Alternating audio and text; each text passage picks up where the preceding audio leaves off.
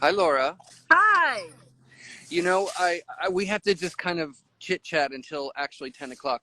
But I love listening to you when you came to New York, but I didn't get to talk to you too much. So I'm glad we're able to do this now. Me too. You have a good connection. I've, I've spent the last 40 minutes running around the vineyard. I can't walk around. I've got my phone like perched on a log and a tile and a rock, and it's all very low tech. But as long as I stay exactly here, we should be good. Okay. Then I won't ask you because if you wanted to show people around, but maybe don't, you can turn Well, the I camera can. around and show people. But how depending on how brave you feel. Don't worry about it. Well, maybe we should get some talking in first, and then if There if we it go. all That's collapses. That is perfect. So it's 10 now, so we can start. So let's start by you introduce yourself and tell us where you are. Well, hello everyone. It's so nice to see Jenny and Liam. I know here. Hi. I'm actually at Le Due Porte, so I'm at the vineyard behind the cellar. For those of you who've visited here, because this is the place with the best, or the only reception. Oh, ciao, Martin. Um, so I'm in Montalcino, at the cellar of Il Palazzone. So can you tell us? You don't sound Italian. Tell us how you ended up in the wine game and then made your way to make Brunello. Well, I've been living in Montalcino since 1995, which clearly dates me quite precisely.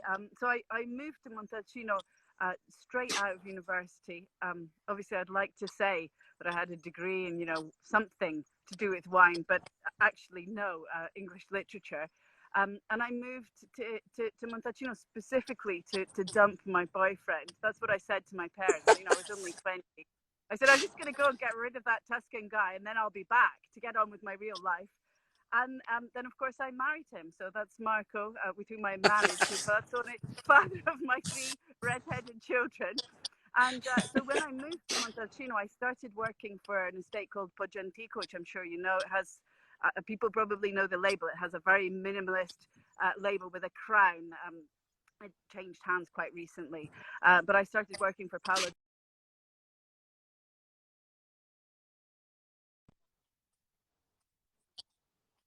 Yeah. And I worked for her for 7 years, during which time my husband, the Tuscan guy, opened a restaurant with, you'll like this, 600 wines and 6 tables.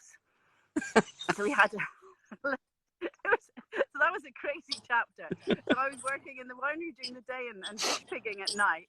Wow. And then during that time, I met the owners of Il Palazzone, who are from America, from New York actually, and they identified in Marco and I the ideal working couple. Essentially, we have nothing in common, so we're perfect. We cover all bases. So I do people and paper, and he does all of the outdoor management and the tractors. So I'm unlike, I don't know where the keys are to the machines, and he can't pronounce Instagram, doesn't have an email. It's like absolutely resistant to the modern world. And so between us, we do, and because he's from here, he as well as knowing everyone, which is really important. People never talk about how important it is, but in a community like Montalcino, being able to lend or borrow things, Yeah. or just have your ear to the ground, there's certain circles that are just not open to me as even though I speak perfectly Italian, but as a non-local person, which All right. he's utterly in touch with. So we moved on site and we lived on the property for 12 years, and we're still running it. So that's been since 2003. So, Wow. That's a yeah. really good story to hear right now, actually, because I always think that restaurant people can solve any problem. Waiters can keep their cool under pressure. Managers are, emergency technicians and plumbers and chefs. Everybody in restaurants just makes it work. So it's a nice story to hear right now that your bosses saw that in you guys. So can you tell us about the region? I just like the difference of like Tuscany and why what you do in Montalcino and generally about the region and the wines you make. Um, well, Tuscany has the highest concentration of DOCG wines in Italy. We have, dreading to get this wrong, there's too many experts listening, but I think seven, I believe, at the last time I counted. number of prestigious wines. So for the less expert who might be listening, DOCG is the absolute top tier of Italian wine denominations. It stands for Denominazione di Origine Controllata e Garantita, so controlled and guaranteed from the origin. And Brunello was actually the first. Oh, there's my friend in Slovakia. Ciao, Martin. Nice. I'm glad you can see it's that. very moving for me to see all these people I know. Ciao, David. I love that. So DOCG, Brunello was actually the first DOCG in Italy. So it became the first in 1980 when the Italian government essentially upgraded, transitioned wines from the lowly DOC category to the newly coined DOCG. And that was when? That was in 1980. Okay. So the essence of a DOCG wine is compliance. It's a huge set of rules and regulations. I've recently discovered you can download them from the consortium. For those really looking for material to read at nighttime, you can get the 56 rules of the Disciplinari. But there are rules about everything from the kind of bottle closure that's permitted. It has to be natural cork, the volumes of bottle, the level of alcohol, and the years in wood, which at the moment is 2. And Brunello can't be released until 5 years have elapsed. So the winery Il Palazzone is one of over 200 wineries in Montalcino making the wine Brunello di Montalcino. So we're all held to the same extremely high level of standards. Our rule book, which is obviously specific to us, and then of course within that, producers can demonstrate their own philosophy. They can have a lower yield than the rules would permit. They can leave the wine, which we do. They could leave the wine longer in wood than the rules insist upon. Again, something that we do. So just generally about Montalcino, I mean, it's an amazing place because we have a town of 3,000 people with, at the moment, it's 64 nationalities. Wow. So I always feel like saying, yeah, New York, you think you're a melting pot. Yeah, seriously. Pro capita, there can't be anywhere like this in the world. And I'm waiting wild. for somebody to write, a sociological paper about the effects on the DNA of the DOCG, because clearly my little Tosco Scozzese, half Tuscan, half Scottish children are not the only ones. There's a lot of crazy kids that belong to this town. So anyway, it's a very small town, and yet there's a huge number of wineries. There's a lot of people who come here from other worlds, from other businesses, and there's also, circulating, or there was until recent events, a kind of very high level of tourism. So there's a lovely a winery called Don del Bosco. It's a rosewood resort, and all sorts of A-list people come here. So Montalcino, it's an odd place to live because on one hand, you're in the country. It's definitely a rural life, and yet on the other, it's not impossible to sit next to Kate Winslet's lunch by mistake. Wow, I never realized that. I haven't been, so that's really cool. It's insane. It's an insane place to be. How do people get there? Is it like Burgundy? You fly into Rome and then take a train down? You can fly to Pisa is 2.5 hours drive. Rome is 3 hours drive, and Florence is 1.5 hours. So those are the 3 airports. I mean, if you're from the US, Florence is actually quite good. But Montalcino, obviously, because it's on a hill for winemaking necessity, it's not easy to reach by public transport. You really need to think of hiring a car. You can get quite close, but then you always need a car here. Yeah. Okay. There's no, occasionally I would have a surprise guest.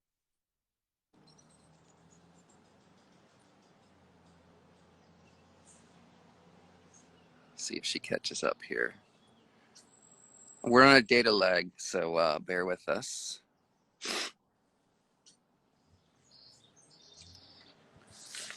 This is the joy of being outside. Sorry. I lost you for a second, Laura. I'm sorry. That's okay. Can you go back to you can't just grab an Uber? No, No, you really can't. You can't, and there, there's no takeaway food. I mean, again, that's changing now, but until recently, so it's not an easy place to negotiate without a car. And although Okay. it's very very compact, because the entire territory, I mean, all of Montalcino it's like the whole territory is enormous, but only 15% of it is under vine. Only around 9,000 acres. So it is very concentrated, and for people who love Brunello, it's an amazing experience, because everywhere you turn are wineries that you've read about or heard about or never ever seen, because there's so many small producers here. Do people who work at the wineries live in town or kind of spread out everywhere? They generally live in the satellite villages, so Okay. Sant'Angelo or Castelnuovo, or beyond the Montalcino boundaries, Gotcha. for reasons of rent. That makes sense. Yeah. Now, can you tell us, since we're talking about Tuscany a little more broad, what the difference is between Brunello and Chianti? God, you didn't tell me I had to do my homework here. I didn't know. Do they make? Also, I want to clarify, because my pat answer to that would be, oh, they make wine in Chianti. Exactly. Just be very, very vague. Just very, very vague, because I'm a beginner here too, and I that's why I'm asking. The essential difference is that Brunello has to be 100% Sangiovese, whereas Chianti can be, but it doesn't have to be. Oh, okay. And then go ahead. There's a whole percentage of other grapes that can be put in. I mean, there are so many different areas within the Chianti denominations that may become more complicated. So there's the Gallo Nero and the Riserva and the Colli Senesi and the Colli Aretini and so on. So they all have different rules, but there's less time in wood in terms of, and an earlier release date. So the youngest Brunello you would find right now is the 15, whereas they're much more recent Chiantis are already on the market. And then, of course, the most important thing any Montalcino purist would tell you is the soil. There's a lot of clonal variety within Sangiovese, but the soil, the terroir, the sort of absolutely incredible combination of things that we have in here in Montalcino is not the same as in Chianti. And Sangiovese is a very common Italian grape, but in Montalcino we like to think that we have a very particular set of circumstances that don't exist anywhere else. Can you elaborate on that while we're on the subject? Well, so it's fiendishly complicated. It's just the best. Oh, it's the best works then. It gets worse and worse, I'm afraid. Ciao, Daniel. I can't be precise about this. That's fine. That's fine. Okay, so Montalcino is a hill. The highest point at which you can plant Sangiovese for Brunello is 600 meters above sea level, and you can't plant below 180. Okay. And it's about maybe 15 miles by 15 miles. So there's a huge difference in gradient. To get to Montalcino, you have to go up. And so that difference, combined also with the fact that around the base there are two rivers that basically circle the base of the hill. Okay. Plus, we're less than 30k from the sea. So actually, from where I'm sitting now, on a clear day, we can see the sea from here. Wow. So there's a whole series of estates on this side of the hill that have a relationship with the sea. Whereas on the other side of the hill, there's an enormous mountain called Monte Amiata. It's a ski resort, not Whistler, I'd like to point out, but 1,800 meters above sea level, a proper extinct volcano with sulfuric. But it's a very special place, actually. And that mountain acts as a kind of magnet for certain weather conditions and breaks others and protects from others for all of the estates on the other side of the hill. Okay. So the combination of these factors, we have the elevation, which means, of course, ventilation and so on, big for the higher estates. I mean, here where I am right now, I'm at 540 meters above sea level. I find I'm a bit windswept. I see with horror. No, you look good. I'm trying not to look. I find it very distracting. Look at me. That's what I'm doing. I'm looking at you. It's very hard for me too. It's an awful feeling. So there's the ventilation, the elevation, the proximity to the sea, this beneficial effects of the mountain. So any producer from Montalcino you talk to will tell you about their particular version of these things. There's also an incredible variety of soil differences here. I can, I mean, if for those who, I don't know if you've got really sort of, WSET people listening, the best descriptions I've found of this are in the wonderful book called Understanding Brunello by Karen O'Keefe, Oh, which I cool. can Okay. highly recommend to anybody wanting to dive into this rather complex area. But what she explained to me, and I finally, was able to grasp, was that the sea came and went in three different prehistoric Wow. periods. The Hmm. Eocene, the Miocene, and the Pleistocene. Oh, And very well I done. know, thank you. It's all coming back now. So anyway, this in of itself, this isn't uncommon, and actually, the sea went in as far as Siena, and you can, anybody who lives here, we find fossils in the soil, constantly. It's not a surprising thing. But the three sea incursions is quite unusual. That's But what interesting. happens, because every time the sea comes in, obviously it leaves behind marine deposit, which gives different drainage, different pH, saline deposit, a whole series of things. So Yeah, this happened three times. But what it also did was it churned up the soil. So the sea I came see. in and went back, and it created this mixing thing. So what has happened in Montalcino, there are often kinds of soil that are never within the roots of vines reach, that are closer to the top. Okay. So you have to tell me, was that comprehensible? Yeah, yeah, that's fantastic. I really Okay. appreciate that. Yeah, that's great. Never sure if that actually makes sense to anybody else. So this was certain parts of Montalcino reap the effects of the sea, Okay. and specifically here I'm talking about the estates that are on the south-facing side, the ones down in the valley, so around Sant'Angelo in Scalo, so that would be Coldorcia, Pieriagostina, and then going in towards Castelnuovo. So we have a vineyard in this rather special area below the village of Castelnuovo, below the Alabaster Quarry.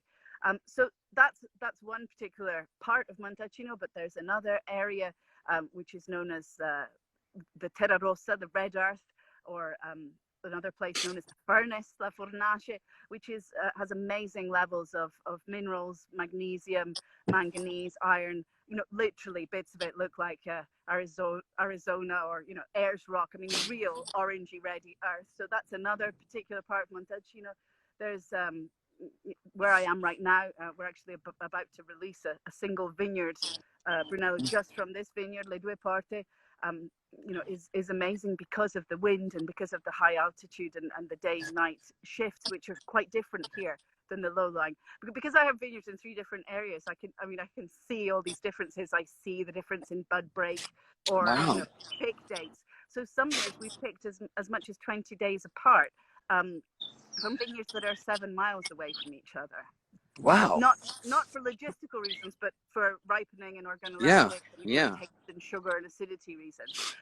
So anybody living in Montalcino, and for us, terroir is not some kind of PR concept. It's Right. a part of life. It's also how we organize our vineyard work, because the different location of our three vineyards means that I can harvest. Not harvest really, but the jobs we're doing at the moment, like tying up the vines, I can stagger operations, or I can we actually consider each vineyard completely separately. We do different things. We might choose, for example, last year or the last few years when it's been hot, we might strip off the leaves on both sides up here at Le Due Porte, because we need to get as much sun as possible, because it's a northwest facing vineyard. Okay. And then down in our south facing, hot, salty area, that part of Montalcino, we might strip just on one side to offer more protection. Some years we would do the topping of the vine, so trimming the sort of stragglers that are sucking away strength from the bunches. Whereas down in the valley, one year we sort of rolled them all over to form a kind of natural umbrella, a parasol, rather than cutting them off, because we didn't want to stress them further and have a further requirement of water and so on. So this business of the different soils of Montalcino, I mean, what I would say is, I mean, obviously I'm probably quite biased, I would say, but in general, it makes Montalcino very interesting, because depending on the vintage, depending on where a winery has vineyards, their experience of a year can be quite different. And of course, one of the DOCG rules is that we're not allowed to intervene with the climate. So we can't irrigate, for example. We can't, do anything to alter what would naturally be occurring. So what that means is that if you're in a part of Montalcino that has drainage that's wonderful or terrible, or clay soil, or marine fossils, you will have less rain or more rain, and your vine's experience of that vintage will be completely different than somewhere else. So this is a land of incredible soil variation, but also micro and macro climate. So it's endlessly fascinating. And so although we're all doing the same thing with an extremely prescriptive recipe that is strongly enforced, I mean, I'm always at pains to point out it's not some kind of loosey-goosey thing, the DOCG. There's a controlling body. There's unannounced checks. Last one I had was on the 23rd of December. It's never fun when the fraud repression police knock on your door. These are things that happen. My children would, when we lived here, they would never forgot the day that the fraud repression police did come, actually knocked on our door with a gun to weigh. Oh my gosh. To see if the skin weight corroborated the weight of the grapes that I declared at picking. So it's a very complex set of cross controls to make sure that there's an absolute correspondence between what is picked, what you declare picked, and what you produce. So you're only allowed 68% in juice of the grapes that you pick, and you're only allowed to pick, it changes a bit from year to year, but on average around 7,000 kilos per hectare. So if you declare 5,000, that already caps the number of bottles that you'll be able to produce 5 years from that date. Wow. I got to tell you that there's something about doing this live, like seeing a slideshow in New York where you're like, this vineyard is this way and this vineyard is this way, is completely different from you saying there up here, it's like this, and down there, it's like that. It's much more real, I'm really enjoying this. I'm brave enough to show you. Oh my God, look at that. So wow. I know, so it's so green at the moment. I don't think people expect holy cow to be emerald green, but it is. Wow. And hang on, there we are. And then round here is the top and neck of the cellar. Laura, there's a little 2 arrows. If you hit that, you can turn the camera around. You can point it a little bit easier. Right. There you go. Oh, thank you very much. So you won't fall down the hill now. I'm glad you realized that. Wow. Real danger. So this is the Due Porte. We're looking out towards the sea. And I don't know if you can see in the far distance, it's a sort of blocky castle right up on the hill there. That's Castello Romitorio. And what I always like to point out when people see this view is, just how much of Montalcino isn't under vine. I think people are often surprised, visitors are surprised that there aren't more vineyards. And that's because the amount of land under vine has been capped essentially since 1995. Okay. I can't go any closer. I'm not brave enough. No, that's fine. That's great. And spot for reception. That's just gorgeous. I really appreciate that. So your wines are just, for me, stand out. Anything Jenny brings to me, I learned about Chateau Musar with her, and then your wines from her, and that's where I started. But your wines are just extraordinary. What do you do that is different, or how does Palazzone stand out among your peers? Besides just you being charming and skillful. It's a hard one to answer. I mean, we're a small winery, and I would make the very obvious point that just from a logistical point of view, small wineries are in a completely different position. We're a team of 5 people. Everyone has been working here now for multiple years, some as many as 12, some as so everyone is loyal and trained, and this is Liam. It isn't cold exactly, but it's not as warm as it was. Well, so you put me on the spot. It's hard for me to say, but I would say the smaller estates are able to be entirely precise. So, for example, when it comes to treating the vineyards, my husband can wait until the very last minute. We can see if it did rain on the top field. We don't have to do any kind of...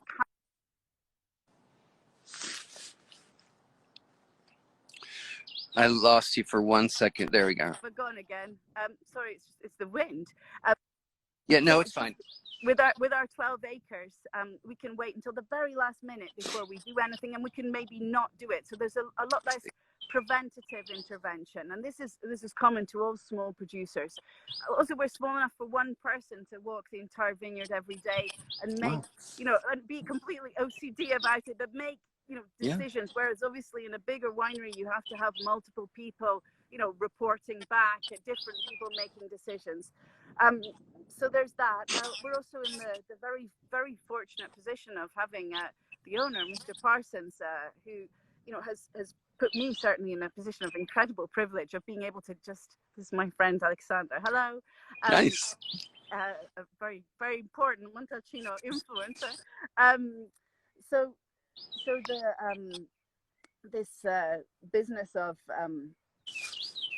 being able to decide things and work very sort of closely with the weather is very important. And what I was saying about Mr. Parsons is that he's allowed me now for more than 15 years to make great decisions for the wine that haven't always been economically beneficial in the short term. He's playing a long game. He bought the property in 2000. It's not part of a string of wineries, and I often feel that people somehow think less of the winery because we have somebody with deep pockets and long vision involved. But actually, from a winemaking point of view, having someone like that, it's absolutely wonderful, because it means that we have amazing technology. We have a 9-meter vibrating selection table during the harvest, which is it means we can hand select the grapes.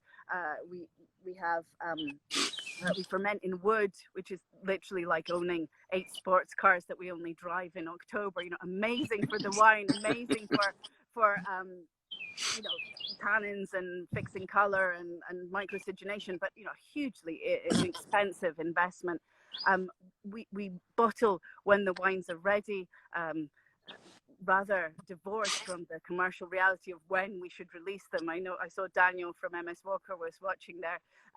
Some years that can be really irritating because the wines are out and we still haven't bottled, but we're waiting. So a year we were very late to market was 2012. We gave it a huge amount more in wood than we normally would. So there's no recipes, there's no kind of standard tasting sheet that I could say we always do this. We don't always do anything. It's the same with the wines in the cellar. I have a wonderful cellar woman who's working with us now called Paula, and she's tasting the whole cellar, I think at least once a week at the moment. She's in difficulty with the whole COVID situation because she has young children, so she works at night and at the weekends. Oh wow. I never encounter her anymore, but she is still tasting once a week, and we make decisions for the wine based on the wines, and this is a very privileged way to work. So I would say we have wonderful vineyards. We have the combination of the 3 different locations, which means that we have different grapes, we have different expressions. We don't all have all our eggs in the same basket. So whatever the vintage throws at us in terms of weather or boar invasions or whatever horrors are coming from one year to the next, we have 3 quite different vineyards that we pick and tend separately, and we can blend them together to look for the best balance of that vintage from Montalcino. And because of Mr. Parsons' involvement, I don't necessarily put together everything that we have in the cellar, which would be the sort of obvious thing to do. Our labor costs are high, our yields are low, we're hand selecting grapes. Why wouldn't you release everything as Brunello? But what we do, and we've just done it for the 2016, is that we put together multiple versions of the vintage until we find the one that we feel is the most expressive for what we want from our vineyards. So that means that we're always incredibly proud. So as I've seen here, Charlie's friends who visited, they will know that I'm absolutely unable to suggest or recommend one wine over another because they're always the best that we were able to do. We never compromise. So we didn't make a 2014 vintage. We didn't make a 2011 vintage. And these are incredibly hard, budget decisions to put in place. But it does mean that we're, I would say, in a very special place to interpret this wonderful area. Wow, that's a really great breakdown of all the things, because usually you can just say, well, we do everything the best we can.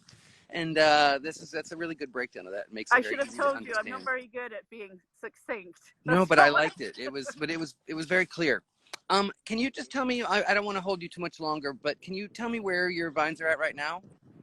I can try and show you. You don't have We to take show this. us because I know Oh, it's a headache, but just okay. tell us the two sites, Well, what's well, happening. they're almost up to the second wire. I noticed with Oh, motherly pride. So this is actually a kind of amazing time. I will just show you as far as I can here. so pretty. Yeah, so you can see they're up to the first Oh, wire. yeah. Yeah, I okay. can actually give you a little sighting of 2020 Brunello en primeur. There we Oh, are. wow. So, Great. so it makes me feel quite broody when I look at them. And that's today, May 12th.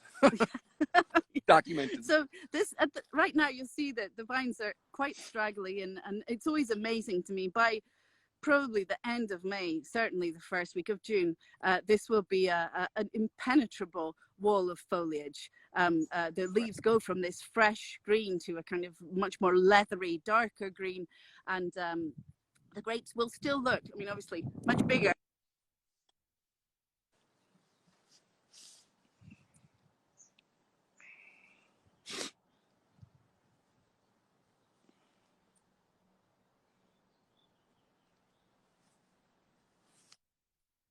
Here, I'm back. Sorry, too ambitious. That's okay. It happens. No worries. So just one last question. What is how are you guys doing under the virus? What's your updates and how you're able to spread out and things like that? Sorry, I missed that. I lost you a second. Just how is everything under the corona? You guys are still able to spread out and the vines keep going, which is one of the reasons I did this project. It's very optimistic to see that happening. But what's the state of things in Italy and in the winery surviving all this? Well, we are very, very fortunate insofar as nature doesn't care, plows on regardless.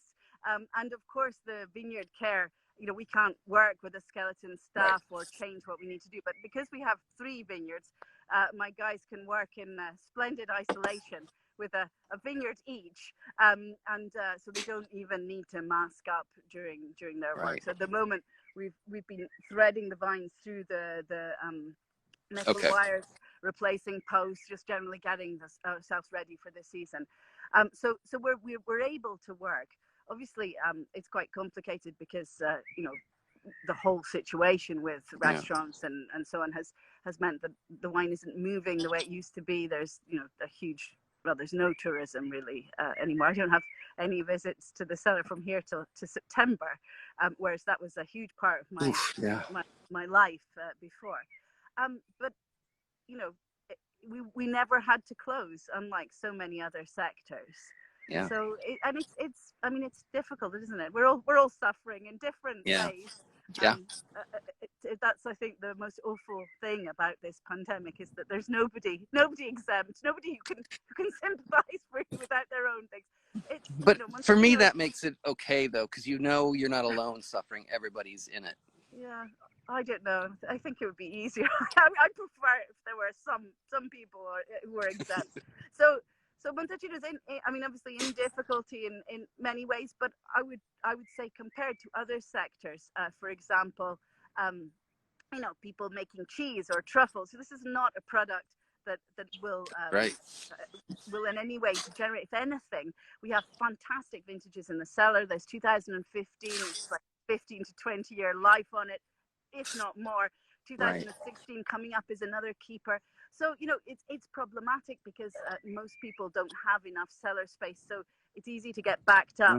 So people worry, you know, if they haven't moved enough 15, can they bottle 16? If they don't bottle 16, well, you could harvest 20. So it's very quick to get congested when you know, when suddenly all your sales disappear or are cancelled or suspended.